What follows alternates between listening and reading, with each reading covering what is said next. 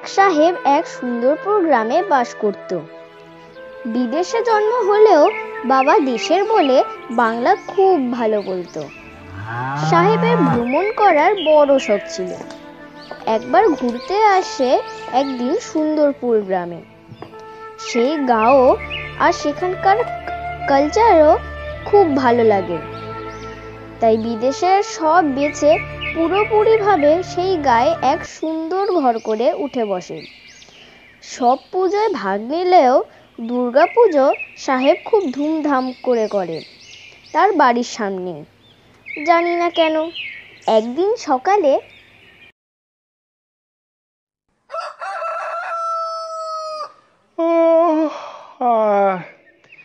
কে আছিস? ভোলা, এদিকে একটু শোন।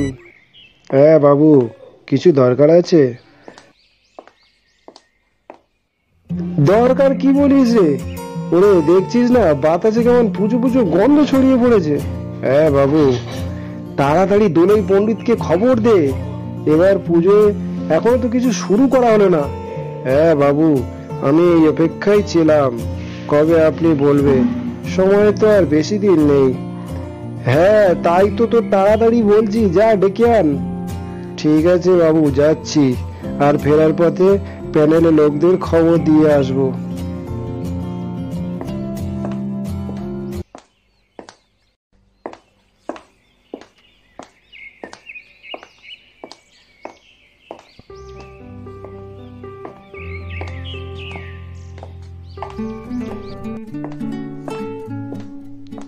ওই হে দোলই পণ্ডিত, ঘরে আছো নাকি?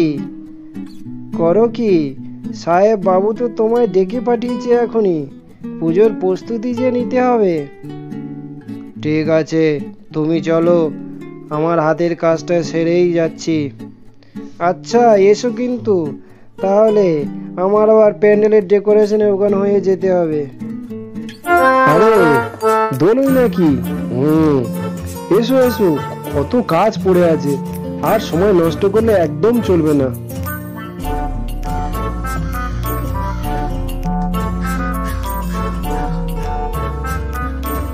হ্যাঁ হ্যাঁ, এইখানে বাস খুঁটে রাখো।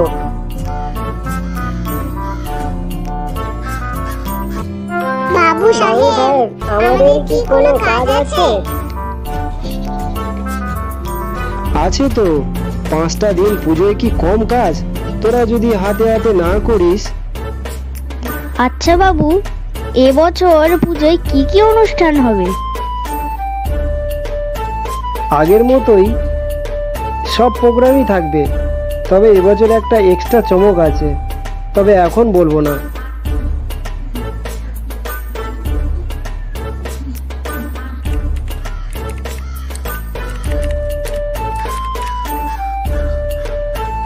সাহেবের কিছুদিন আগের এক ঘটনা মনে পড়ে।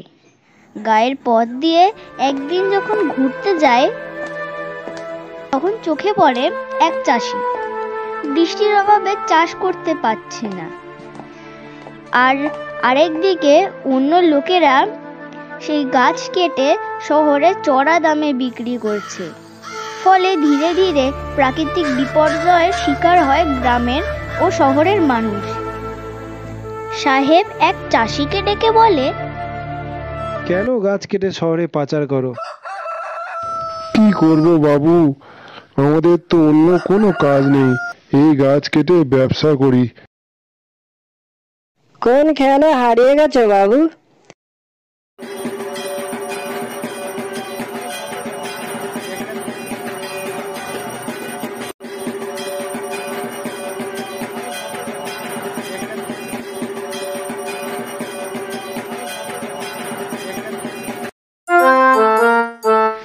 হ্যালো বন্ধুগণ, এবছর পুজোয় জানাই সবাইকে সাগর আমন্ত্রণ, সাথে জানাই আন্তরিক অভিনন্দন ও ভালোবাসা।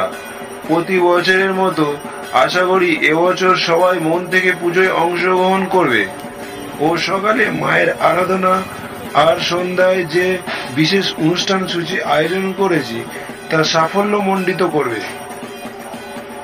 গ্রামে ও শহরে যে প্রাকৃতিক বিপর্যয়ের অবসান ঘটছে, যেমন ভুল সময় বৃষ্টি, অতিরিক্ত গরম, বাতাসের দূষণ কমাতে আমি গ্রামবাসীদের কাছে অনুরোধ জানাই তারা আজ এখান থেকে একটা গাছ গ্রহণ করে এই সমস্যার সমাধান করে। আর একটা গাছ কাটলে দুটো গাছ যেন বসায় সেই চেষ্টা সবাই মিলে করে। সবাই শুনে তো খুব খুশি, লাইন দিয়ে গাছ গ্রহণ করে।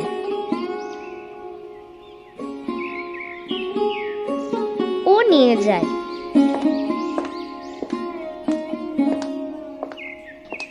অষ্টমী পুজোর সকালে গ্রামের বউরা অঞ্জলি দিতে যায় মণ্ডপে।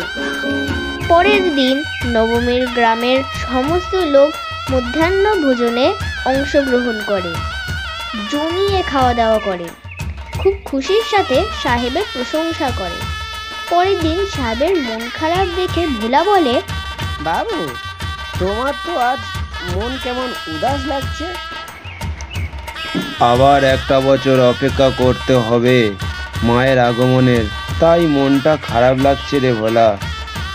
বাবু, শুধু আপনার না, আমি ও আমার মতো সমস্ত বাঙালি মনে এই একই শোকের মেঘলা ছায়া পড়েছে। তবে আসছে বছর আবার হবে, এই ভাবনায় তো আমাদের মনের শোকের মেঘ সরিয়ে দেয়, দিয়ে রোদ্দুর ওঠে।